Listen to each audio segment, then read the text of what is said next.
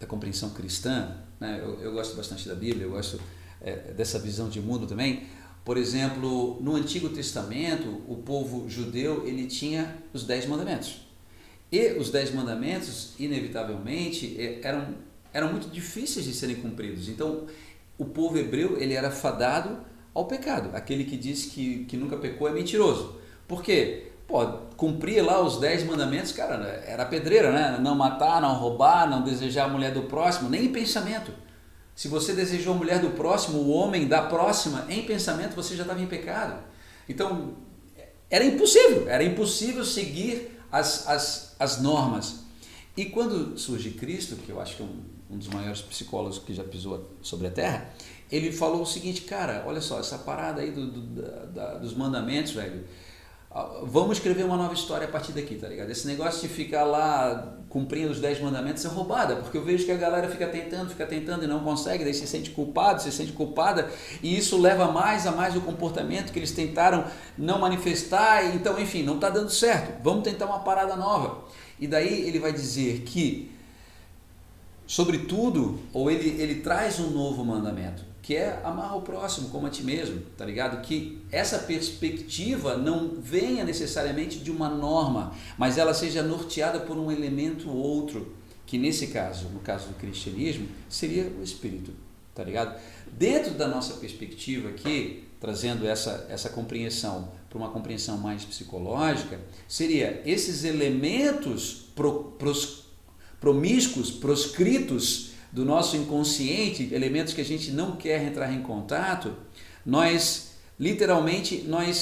estabelecemos uma nova regra. A regra não é a regra do superego que vai dizer isso é errado. A regra passa a ser desse elemento que na Bíblia é chamado de espírito, mas que então dentro da perspectiva, uma perspectiva mais moderna, um conceito mais atual, seria a nossa própria consciência. Então é como se nós fôssemos literalmente compostos, né? O sistema, aquilo que eu sou, o Pedro, que é a minha identidade, que é a minha personalidade, ele não é a totalidade daquilo que eu sou, é uma parte de mim, e geralmente a parte mais periférica, que se eu fosse retratar fisiologicamente, estaria nessa coisa mais instintiva, que é o meu sistema límbico.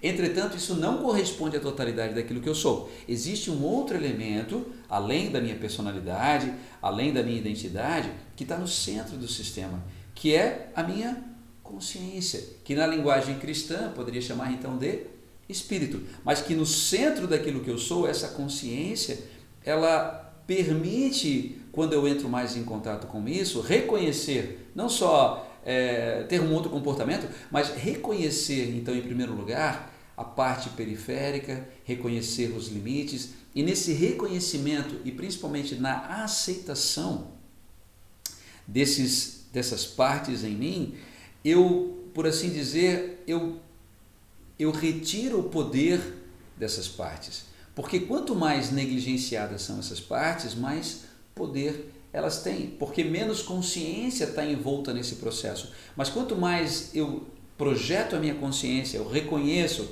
eu aceito que eu tenho esses determinados problemas, ou eu tenho essas determinadas paixões, ou eu tenho essas determinadas fragilidades, ou eu tenho essas determinadas, sei lá, comportamentos que eu acho vergonhosos, quanto mais eu reconheço isso, mais eu aceito, mais eu integro isso, mais energia, por assim dizer, eu concedo ao meu consciente, que é aquilo que observa, e menos energia é alocada no inconsciente, que retinha essa energia. Por quê? Porque permanecia inconsciente. Então, mais eu jogo a luz do consciente sobre o inconsciente, menos poder o inconsciente tem, porque ele se torna mais consciente. Então, mais consciente o inconsciente se torna, menos poder ele tem, porque ele é menos inconsciente. Acho que dá para entender, né?